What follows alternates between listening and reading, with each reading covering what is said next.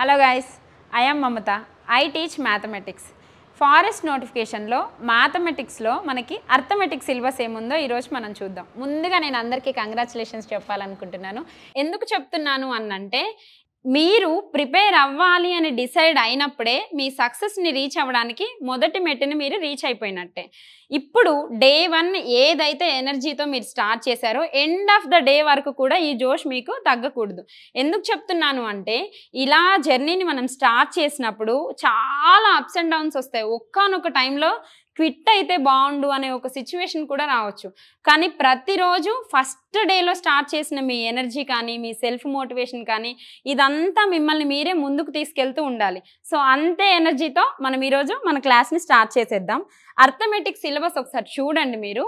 First మనకి అర్థమెటిక్లో number system అనే topic ఉంటుందండి. ఈ నెంబర్ సిస్టంలోనే మనకి డెసిమల్స్ వస్తాయి, ఫ్రాక్షన్స్ వస్తాయి, ఎల్సిఎమ్స్ వస్తాయి, హెచ్సిఎఫ్స్ వస్తాయి, హోల్ నెంబర్స్ వస్తాయి. ఈ కింద ఉన్న ఈ టాపిక్స్ కూడా ఈ ఓవరాల్గా నెంబర్ సిస్టంలోకి మనకి వెళ్ళిపోతాయి. ఇవే కాకుండా ఇంకేమైనా ఉంటాయా అనంటే ఈ హోల్ నెంబర్స్ ఉంది కదా మనకి, ఈ కంటిన్యూషన్లో మనకి హోల్ నెంబర్స్ ఉంటాయి, న్యాచురల్ నెంబర్స్ ఉంటాయి, ప్రైమ్ నెంబర్స్ ఉంటాయి, కాంపోజిట్ నెంబర్స్ ఉంటాయి, కో ప్రైమ్ నెంబర్స్ ఉంటాయి. ఇవన్నీ ఇన్ డీటెయిల్గా లేకపోయినా ఇవన్నీ మనకి నెంబర్ సిస్టంలో కవర్ అయిపోతాయి. ఇప్పుడు మనకి డెసిమల్స్, అసలు డెసిమల్ వాల్యూస్ ఎలా ఉంటాయి మనం చిన్నప్పుడే నేర్చుకున్నాం కదా. డెసిమల్ వాల్యూస్ ఎలా ఉంటాయి అనంటే ఫర్ ఎగ్జాంపుల్ 0.1, 0.01, 0.1 బారు, 0.229 ఇక్కడ బారు, ఇలాంటివి మనకి డెసిమల్ వాల్యూస్లో వస్తూ ఉంటాయి అన్నమాట. ఇంకా డెసిమల్ వాల్యూస్ కాకుండా మనకి ఫ్రాక్షన్స్ అయితే ఎలా ఉంటాయి అందరికీ తెలుసు. What is the basic form of fractions అండి? ఇప్పుడు మనకు ఒక ఐడియా వచ్చింది కదా. P/Q ఫామ్ అనేది మనకి ఫ్రాక్షన్ వాల్యూ లాగా ఉంటుంది. ఏంటి మేడం P, ఏంటి మేడం Q అని మీకు అనిపించింది కదా.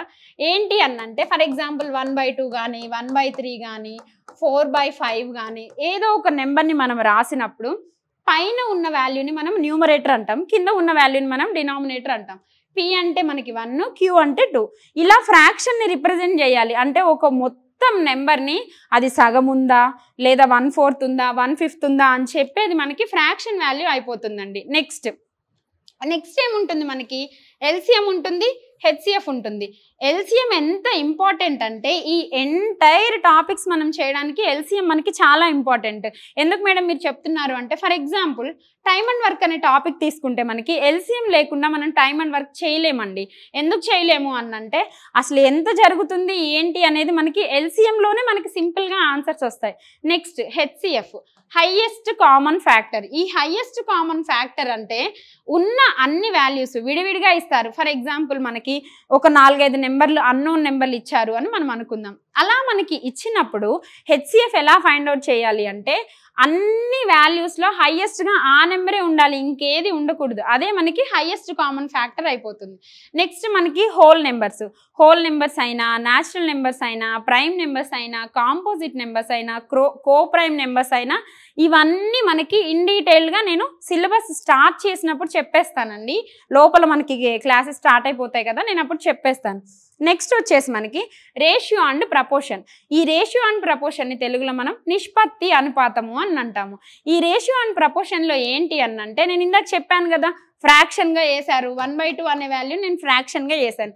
దీన్ని రేషియో లాగా చెప్పాలంటే 1:2 అని చెప్పొచ్చండి. అంటే ఒక వాల్యూని 2 భాగాలుగా విడగొట్టినప్పుడు లేదా 2 అన్నోన్ వాల్యూస్ ఉన్నప్పుడు రేషియో లాగా ఎలా చెప్తాము. ప్రపోర్షనేట్ వాల్యూ ఏంటి అంటే 2 రేషియోని కంపేర్ చేసినప్పుడు మనం ప్రపోర్షనేట్ వాల్యూ అని అంటామండి. సేమ్ అలాగే నెక్స్ట్ వచ్చేసి మనకి రేషియో ప్రపోర్షన్ అయిపోయింది. నెక్స్ట్ మనకి పర్సంటేజెస్ అండి. ఈ పర్సంటేజెస్ కూడా ఎల్సిఎం లాగే ఎంత ఇంపార్టెంట్ అంటే ప్రతి ప్రాబ్లంకి మనం పర్సంటేజెస్ని అప్లై చేయొచ్చు.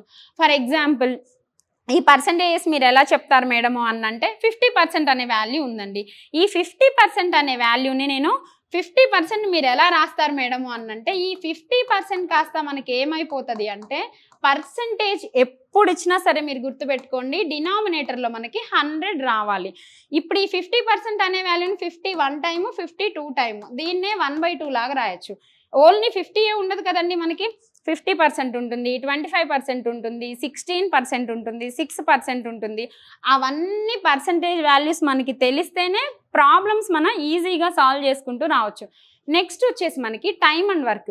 ఈ టైమ్ అండ్ వర్క్ని మనం 3 రకాలుగా విభజించవచ్చండి. ఎలా మనం విభజించవచ్చు అనంటే, ఈ టైమ్ అండ్ వర్క్ ప్రాబ్లమ్స్ ఒకటి మనకి ఇప్పుడు ఈ టైమ్ అండ్ వర్క్లో చూడండి, టైమ్ అండ్ వర్క్లో మనకి ఒకటి ఎఫిషియన్సీ బేస్డ్, అంటే ఎవరెవరు ఎంత సామర్థ్యంతో చేస్తున్నారు అని చెప్పొచ్చు. నెక్స్ట్ వచ్చేసి వేజెస్ బేస్డ్ అండి, వాళ్ళ యొక్క వేతనాల ఆధారంగా చెప్పొచ్చు. ఇందులో ఎలాంటి మోడల్ ప్రాబ్లమ్స్ వస్తాయి అనంటే. నెక్స్ట్ వచ్చేసి పైప్స్ అండ్ సిస్టమ్స్ కూడా ఇంటర్లింక్డ్ అండి ఈ టైమ్ అండ్ వర్క్. ఎలా చెప్తున్నారు మేడం మీరు అనంటే, ఇప్పుడు మనం టైమ్ అండ్ వర్క్ ఎలా అయితే సాల్వ్ చేస్తామో,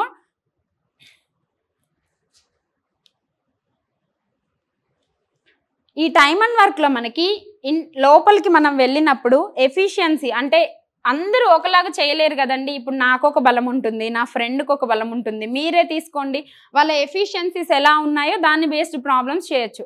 ఎవరు ఎంత చేయగలుగుతారు అనే దాన్ని బట్టి ఎవరికి ఎన్ని డబ్బులు ఇస్తున్నాము, ఎంత వేతనం ఇస్తున్నాము అనే రిలేటెడ్ ప్రాబ్లమ్స్ కూడా ఉంటాయి. పైప్స్ అండ్ సిస్టమ్స్కి మనకు వస్తే ఏమవుతుంది అంటే ట్యాంక్ రిలేటెడ్ ప్రాబ్లమ్స్ వస్తాయండి. ఎలా ట్యాంక్ రిలేటెడ్ ప్రాబ్లమ్స్ వస్తాయి అనంటే, ఒక పైప్ ఏ ఉంది, పైప్ బి ఉంది, పైప్ సి ఉంది. ఏ ఫిల్ చేస్తుంది, బి ఫిల్ చేస్తుంది. మీన్ వైల్ సి అనేది ట్యాంక్ని మనకి ఎంటీ చేసేస్తుంది. ఎలా అనంటే, ఇప్పుడు ఇది ట్యాంక్ తీసుకోండి, ఏ అనే పైప్ ఫిల్ చేస్తుంది, బి అనే పైప్ ఫిల్ చేస్తుంది, సి అనే పైప్ మనకి ఎంటీ చేసేస్తుంది అని అనుకుందాం. ఇలా చేసినప్పుడు ఒక్కొక్కటి విడివిడిగా చేసినప్పుడు ఓవరాల్గా ట్యాంక్ ఎంత టైంలో నిండుతుంది, అన్నీ కలిపి చేసినప్పుడు ట్యాంక్ ఎంత టైంలో నిండుతుంది, లేదా ఒకటి ఆన్ చేస్తాను ఒకటి ఆఫ్ చేస్తాను, టైం మారుతుంది. అలా ఇచ్చినప్పుడు మనకి ఇలాంటి ప్రాబ్లమ్స్ ఎలా సాల్వ్ అవుతాయి అనేది మనకి పైప్స్ అండ్ సిస్టమ్స్లో ఉంటుందండి.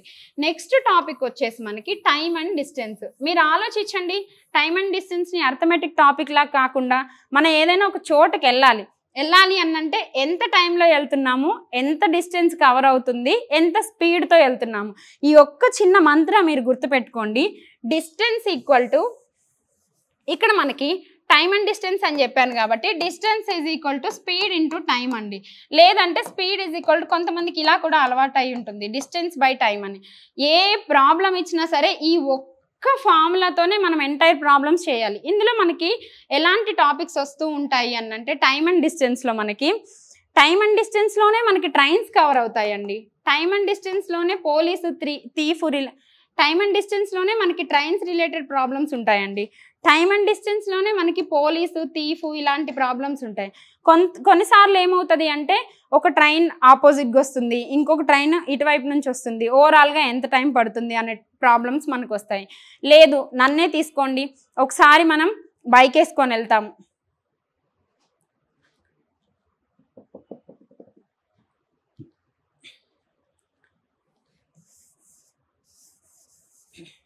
లేదా ఒక అబ్జర్వర్ ఉన్నాడు ట్రైన్లో, పోల్స్ దాటుతూ ఉంది, ప్లాట్ఫామ్ ఉంది, అలాంటివన్నీ మనకి ట్రైన్స్లో కవర్ అయిపోతాయండి టైమ్ అండ్ డిస్టెన్స్లో. ఇదే టైమ్ అండ్ డిస్టెన్స్లో మనకి ఏమవుతుంది అంటే బోట్స్ అండ్ స్ట్రీమ్స్ కూడా వస్తాయండి. ఈ బోట్స్ అండ్ స్ట్రీమ్స్ ఏమవుతుంది అనంటే, ఈ బోట్స్ అండ్ స్ట్రీమ్స్ ఏంటి అనంటే డౌన్ ఫ్లో ఉంటుంది, అప్ ఫ్లో కూడా ఉంటుంది. అంటే అప్వర్డ్ స్ట్రీమ్ ఫ్లో ఉంటుంది, డౌన్వర్డ్ ఫ్లో కూడా ఉంటుంది. అంటే స్పీడ్గా మనం చెప్పొచ్చు. ఇదే టైమ్ అండ్ డిస్టెన్స్లో మనకి పోలీసు థీఫ్ అలాంటి ప్రాబ్లమ్స్ వస్తూ ఉంటాయండి. ఇదే టైమ్ అండ్ డిస్టెన్స్లో మనకి ఒకసారి నడుచుకుంటూ వెళ్ళాడు, ఒకసారి ఫాస్ట్గా పరిగెట్టుకుంటూ వెళ్ళాడు, లేదా ఒకసారి బైసికల్ మీద వెళ్ళాడు, ఒకసారి స్కూటర్ మీద వెళ్ళాడు. ఇలా వస్తూ వెళ్తూ ఉంటే మొత్తంగా నడిచినప్పుడు ఎంత వస్తుంది, లేదా మొత్తంగా స్కూటర్ మీద వెళ్ళినప్పుడు ఎంత వస్తుంది, అతని యొక్క స్పీడ్ అనేవి మనకి ఇలాంటి టైమ్ అండ్ డిస్టెన్స్లో అడుగుతాడు. ఇంకా ఇన్డెప్త్గా చెప్పుకోవాలి అంటే ఇదే టైమ్ అండ్ డిస్టెన్స్లో మనకి ప్రాబ్లమ్స్ ఎలా వస్తాయి అనంటే, ఇప్పుడు కొంత డిస్టెన్స్ నేను ఒక స్పీడ్తో వెళ్ళానండి, ఆ స్పీడ్తో వెళ్ళినప్పుడు నాకు లేట్ అయిపోయింది. అంటే ఫర్ ఎగ్జాంపుల్ నేను మెల్లిగా నడుచుకుంటూ వెళ్ళాను, లేదా నాకు ట్రాఫిక్ ఎక్కువై ఉండి లేట్ అయిపోయిందో, సంథింగ్ ఏదో ఒక రిలేటెడ్ ఇష్యూ ఉండి నాకు చేరుకోవాల్సిన గమ్యం అనేది కొంచెం టైం పట్టింది. అలాంటప్పుడు ఏం చేయాలి, నేను స్పీడ్ని ఇంక్రీజ్ చేసుకోవాలి. స్పీడ్ని ఇంక్రీజ్ చేసుకోవడం అప్పుడు ఏమవుతుంది అనంటే, వెళ్తే ఇన్ టైంలోనన్నా వెళ్తాము, లేదా ఇంకొంచెం ముందైనా రీచ్ అయిపోతాం. 10ంటికి వెళ్ళాల్సింది 9:10కి వెళ్తాను, ఎందుకు, నా స్పీడ్ ఇంక్రీజ్ అయింది కాబట్టి. అలాంటి ప్రాబ్లమ్స్ వచ్చినప్పుడు, స్పీడ్ తగ్గినప్పుడు, స్పీడ్ పెరిగినప్పుడు, టైం ముందుగా చేరుకున్నప్పుడు, టైం లేట్గా చేరుకున్నప్పుడు ఎలా మనం సాల్వ్ చేయాలి అనేవన్నీ టైమ్ అండ్ డిస్టెన్స్లో మనకు కవర్ అయిపోతాయండి. నెక్స్ట్ చాలా ఇంపార్టెంట్ టాపిక్ వచ్చేసి సింపుల్ అండ్ కాంపౌండ్ ఇంట్రెస్ట్. తెలుగులో చెప్పాలి అంటే సాధారణ వడ్డీ, చక్రవడ్డీ అని చెప్పొచ్చండి. ఈ సింపుల్ ఇంట్రెస్ట్ ప్రాబ్లమ్స్ ఫార్ములా ఏస్ అయినా చెప్పొచ్చు, నోటు లెక్కలుగా కూడా మనం చెప్పేయచ్చు. మన ఇంటి దగ్గర కూడా ఇస్తూ ఉంటారు కదా, వడ్డీ లెక్కలు ఇస్తూ ఉంటారు కదా, అలా మనం సింపుల్ ఇంట్రెస్ట్ చేయొచ్చు. కానీ కాంపౌండ్ ఇంట్రెస్ట్ అలా కాదండి, కొంచెం కాంప్లికేటెడ్గానే ఉంటుంది. కాన్సన్ట్రేటెడ్గా చేసినప్పుడు మాత్రమే మనకి కాంపౌండ్ ఇంట్రెస్ట్ అనే ప్రాబ్లమ్స్ వస్తూ ఉంటాయి. ఇప్పుడు ఇందులో ఏం చేయాలి అనంటే ఇయర్ 1 ఎప్పుడైనా సరే గుర్తుపెట్టుకోండి, సింపుల్ ఇంట్రెస్ట్ అయినా కాంపౌండ్ ఇంట్రెస్ట్ అయినా మనకు వచ్చే వాల్యూ ఎప్పుడు మారదండి. ఎందుకు అంటే ఫస్ట్ ఇయర్లోనే ఫస్ట్ మనకి సింపుల్ ఇంట్రెస్ట్ కాంపౌండ్ ఇంట్రెస్ట్ కంబైన్గా వచ్చింది. ఇయర్ మారుతున్నా కొంచెం సింపుల్ ఇంట్రెస్ట్ ప్రతి ఇయర్ అదే ఇంట్రెస్ట్ వచ్చింది. కాంపౌండ్ అయితే మనమే అంటున్నాం కదా చక్రవడ్డీ అని, వడ్డీ మీద వడ్డీ చేస్తున్నాం, కట్టిన డబ్బులకి మళ్ళీ వడ్డీ మళ్ళీ వడ్డీ మళ్ళీ వడ్డీ చేస్తున్నాం. ఇప్పుడు ఇలా మనం సింపుల్ ఇంట్రెస్ట్ కాంపౌండ్ ఇంట్రెస్ట్ లెక్కలు మనం చేసుకుంటూ వెళ్తామండి. నెక్స్ట్ వచ్చేసి మనకి ప్రాఫిట్ అండ్ లాస్. ఈ ప్రాఫిట్ అండ్ లాస్లో అసలు మీరు మర్చిపోండి, మ్యాథ్సా అర్థమెటిక్కా ఇదంతా మర్చిపోండి. నార్మల్గా ఆలోచించండి, ఒక షాప్కి వెళ్ళాము, మనకు ఒక వస్తువు కావాలి, అమ్మే వాళ్ళు ఏం చెప్తారు, దీనికి ఒక 1000 రూపాయలు 2000 3000 అని మనకు చెప్తారు, అవునా? కానీ మనకేమనిపిస్తుంది యాజ్ ఏ కస్టమర్గా, కొంచెం తగ్గిస్తే బాగుండు అని అనిపిస్తుంది కదా. కానీ అలా తగ్గించినప్పుడు కూడా షాప్ కీపర్కి మనకి నష్టం రాకుండా ఉండాలి, అవునా? నష్టం వచ్చేటట్టు చేస్తే బిజినెస్ అంతా లాస్ అయిపోతుంది కదండి. అంటే ఒక వాల్యూని పెంచి మళ్ళీ తగ్గించాలి. అలా పెంచిన వాల్యూనే మనం ఎంఆర్పిగా తీసుకుంటామండి, మార్కప్ ప్రైస్ లాగా తీసుకుంటాం. తగ్గించిన వాల్యూనే మనం డిస్కౌంట్ అని తీసుకుంటాం ఎప్పుడైనా సరే. అప్పుడు పెంచి తగ్గించినప్పుడు కూడా నష్టం రాకుండా లాభం రాకుండా చూసుకోవాలి. అలా చేసిన ప్రాబ్లమ్సే మనకి ప్రాఫిట్ అండ్ లాస్లో ఉంటాయి. డిస్కౌంట్ కూడా ప్రాఫిట్ అండ్ లాస్ రిలేటెడ్ టాపికేనండి. ఈ ప్రాఫిట్ అండ్ లాస్లో మనకి ఏమవుతుంది అనంటే ఒక్కొక్కసారి తెచ్చిన ఐటమ్స్ అన్నీ మనకు ఉండవు. ఫర్ ఎగ్జాంపుల్ ఫ్రూట్స్ బిజినెస్సే తీసుకోండి. ఈ ఫ్రూట్స్లో ఏమవుతుంది అంటే ఫస్ట్ డే చాలా ఫ్రెష్గా ఉంటాయి, నెక్స్ట్ డే ఏమైపోతాయి, రోటన్ అయిపోతూ ఉంటాయి. అంటే ముందుకి వెళ్తున్నా కొంచెం ఫ్రూట్స్ యొక్క ఫ్రెష్నెస్ అనేది తగ్గిపోతూ ఉంటుంది. అలా తగ్గినప్పుడు కూడా షాప్ కీపర్కి నష్టం రాకుండా చూసుకోవాలి. అంటే ఖచ్చితంగా తను తెచ్చిన ధర కన్నా ఎక్కువ చేసి, రోజు మారుతుంటే ఇంకొంచెం ఎక్కువ చేసి, లాస్ట్కి పడేసే టైంలో లేదా అయిపోతున్న టైంలో ఉన్న ఖర్చులైనా రావాలి. కాబట్టి నార్మల్ వాల్యూకి అమ్మడం కానీ అలాంటి ప్రాబ్లమ్స్ అన్నీ ఇక్కడ. ఇంకా ప్రాఫిట్ అండ్ లాస్లో ఇంకా ఎలాంటి ప్రాబ్లమ్స్ వస్తాయి మేడము అనంటే, మనము ఒక షుగరో ఏదో కొనుక్కోవడానికి వెళ్ళామండి, ఈరోజు ఒక రేటు ఉంది, రేపు ఒక రేటు ఉంది. పెట్రోల్ కూడా అంతే కదా, మనకి తరచూ మారుతూ వస్తూ ఉంటుంది. ఇలా రేటు మారినప్పుడు ఐదర్ ఒక 100 రూపాయలు ఉందండి, 120 అయింది, లేదా 110 అయింది, లేదా 90 రూపీస్ అయింది. నువ్వు రోజులాగా అదే 100 రూపాయలు తీసుకెళ్ళినప్పుడు ప్రాఫిట్ అండ్ లాస్లో మనకి ఎలాంటి ప్రాబ్లమ్స్ వస్తాయి అనంటే, నువ్వు తీసుకెళ్ళిన డబ్బులు ధర పెరిగినప్పుడు ఏమవుతుంది, నీకు వచ్చే క్వాంటిటీ రోజు కన్నా తక్కువ వస్తుంది. నువ్వు తీసుకెళ్ళిన డబ్బులు ధర తగ్గినప్పుడు ఏమవుతుంది, వచ్చే క్వాంటిటీ రోజు వచ్చిన దానికన్నా ఎక్కువ వస్తుంది. అలాంటి ప్రాబ్లమ్స్ అన్నీ మనకి ప్రాఫిట్ అండ్ లాస్లో వస్తాయండి. Next BODMAS. ఈ సింప్లిఫికేషన్స్ అయినా స్క్వేర్ రూట్స్ అయినా మనకి బాడ్ మాస్ రూల్స్తోనే చేయాలి. ఎందుకు మేడం మీరు అలా చెప్తున్నారు అనంటే, ఈ బాడ్ మాస్లో ఏంటి అనంటే ఫస్ట్ మీరు గుర్తుపెట్టుకోండి, నేను ఒక రూల్ చెప్తాను ఇక్కడ. బాడ్ మాస్లో ఎప్పుడైనా సరే మనకేముంది, ఇక్కడ బాడ్ మాస్ అని ఉంది.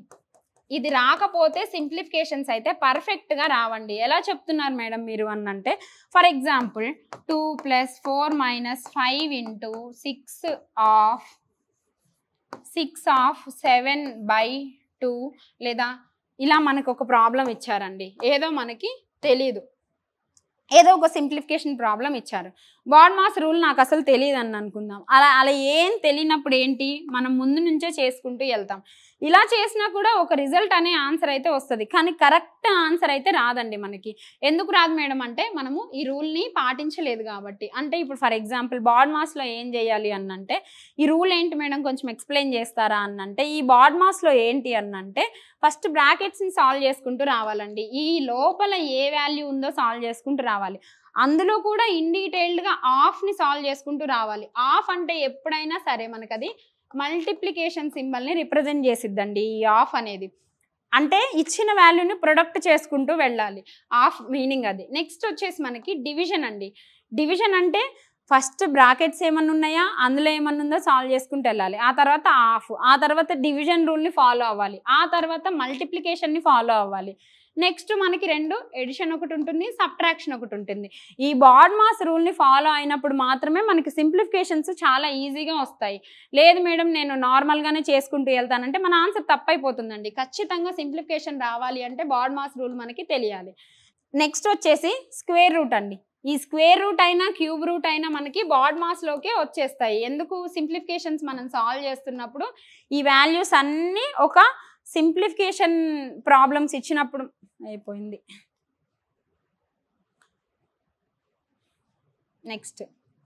నెక్స్ట్ ఏంటండి మనకి ఏజ్ క్యాలిక్యులేషన్ ఉంది. ఈ ఏజ్ క్యాలిక్యులేషన్స్ ఏంటి అనంటే ఇప్పుడు ఫర్ ఎగ్జాంపుల్ నేనున్నానండి, మా ఫాదర్ ఉన్నారు, ఎవరెవరికి ఎంత ఏజ్ ఉంది, ఏ టైంలో ఎంత ఏజ్ ఉంది, అలాంటి ప్రాబ్లమ్స్ వస్తాయి. అంటే ఫర్ ఎగ్జాంపుల్ మన ఫాదర్ మనకన్నా ట్వైస్ ఉన్నారు అనుకోండి. ఇది ఫాదరు, ఇది ఒక పర్సన్, పి అనే ఒక పర్సన్, మనకి ట్వైస్ ఉన్నారు. ఎప్పుడున్నారు? ఇది ప్రజెంట్లో ఉన్నారా చూసుకోవాలి, లేదా పాస్ట్లో ఉన్నారా చూసుకోవాలి, లేదా ఫ్యూచర్కి వెళ్తున్నారా చూసుకోవాలి. ఈ ఎప్పుడైనా సరే ఒక ఇద్దరిని కానీ ముగ్గురిని కానీ కంపేర్ చేసినప్పుడు మనకి ఏజెస్లో ఇప్పుడు ఎంత రేషియో ఉంది, ఫ్యూచర్లో ఎంత రేషియోకి వస్తుంది, లేదా పాస్ట్లో ఎంత రేషియో ఉంది, ఆఫ్టర్ 5 ఇయర్సా లేదా బిఫోర్ 5 ఇయర్సా, ఏదో మనకి క్వశ్చన్లో ఒక డేటా అయితే మనకు ఉంటుందండి. దాన్ని రిలేట్ చేసుకొని ఇలాంటి ప్రాబ్లమ్స్ చేసుకుంటూ వెళ్ళాలి.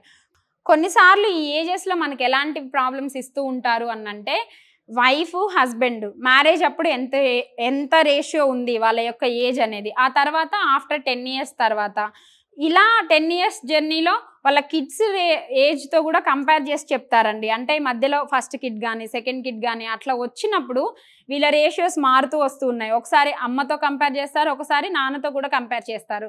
ఇలా వయస్సుల యొక్క ప్రాబ్లమ్స్ అనేవి మనము ఏజెస్ యొక్క ప్రాబ్లమ్స్ అనేవి రిలేట్ చేసుకుంటూ వెళ్ళాలి. ఇలా